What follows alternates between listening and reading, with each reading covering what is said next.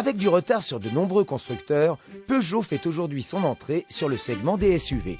Construit sur la base de la nouvelle génération du Mitsubishi Outlander, le Peugeot 4007 a toutefois quelques arguments qui pourraient faire la différence. 4,64 m de long, large de 1,80 m et haut de 1,67 m, le 4007 offre des cotes inférieures au Hyundai Santa Fe.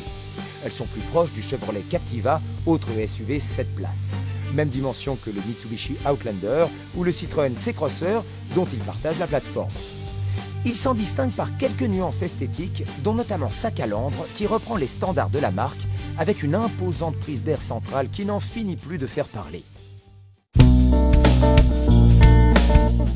Dans l'habitacle, les 2 places de 3e rang à l'assise à peine plus épaisse que du papier à cigarette conviendront uniquement à des enfants, et encore pour des trajets pas trop longs, même banquette centrale avancée.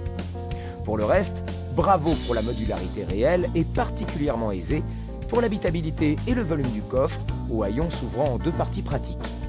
Pour le reste, seuls quelques détails comme les tissus ou le cuir dans la finition supérieure font la différence.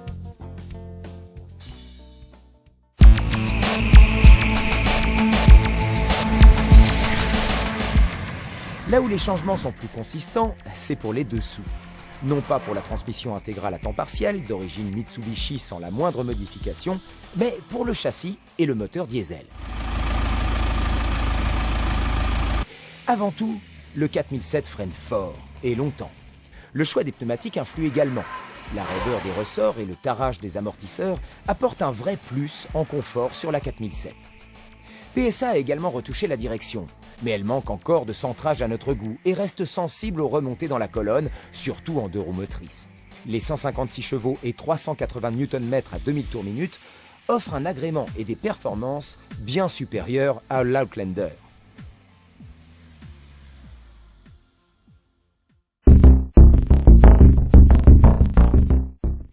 Si le Mitsubishi Outlander démarre à moins de 30 000 €, le 4007 en version d'accès premium, déjà bien équipé, s'affiche à 34 600 €. Un différentiel a priori élevé, mais selon nous pleinement justifié. La version haute féline à 37 900 € justifie également son tarif.